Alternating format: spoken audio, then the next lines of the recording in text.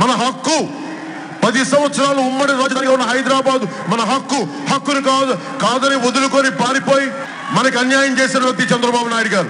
ప్రశ్నించాల్సిన జగన్మోహన్ రెడ్డి గారు పాపం పదయాత్రలు, తల నిమరటాలు, బొగ్గ నిమరటాలు, పాపం ఆ పనులు పడిపోయారు. ఏదంటే పవన్ కళ్యాణ్ వ్యక్తిగతంగా తిట్టుని. జగన్మోహన్ రెడ్డి గారికి రాయలసీమ వేదిక నుంచి చెప్తున్నాం, అనంతపురం నుంచి జగన్మోహన్ రెడ్డి గారు దయచేసి వినండి, చంద్రబాబు నాయుడు గారు దయచేసి వినండి. నేను వారి విధి విధానాల మీద మాట్లాడుతూ ఉంటే జగన్మోహన్ రెడ్డి గారు మా ఇంటి ఆడపడుచులను తిట్టారు. జగన్మోహన్ రెడ్డి గారు చెప్తా ఉన్నాం, నేను ఉప్పు కారం తినేవాడిని, రాయలసీమలో పుట్టకపోయినా గానీ రాజశేఖర రెడ్డి గారు అబ్బాయికి చెప్తా ఉన్నాం, మేము రాయలసీమలో పుట్టలేదు కానీ రాయలసీమ జొన్నకూడు తిన్నాం, రాగి సంకటి తిన్నాం.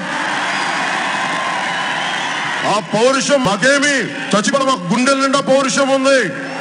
మీలాగా వ్యక్తిగత ప్రయోజనాల కోసం మేము పార్టీలు పెట్టాలా. మేము తరిమల నాగిరెడ్డి గారిని, ఆయన ఏకలవ్య శిష్యుడిని, తరిమల నాగిరెడ్డి గారి ఏకలవ్య శిష్యుడిని నేను.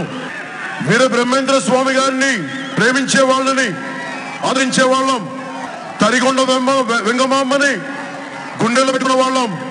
అక్కడున్న ఆ జీసస్ క్రైస్ట్ ని గుండెల్లో నింపుకున్న వాళ్ళం. అల్లా స్ఫూర్తిని, సర్వమతాల సమ్మేళనాన్ని అర్థం చేసుకున్న వాళ్ళం. కులాలతోటో మతాలతోటో ప్రాంతాలకి విద్వేషాలు రెచ్చగొట్టి రాజకీయాలు చేయడానికి రావాం.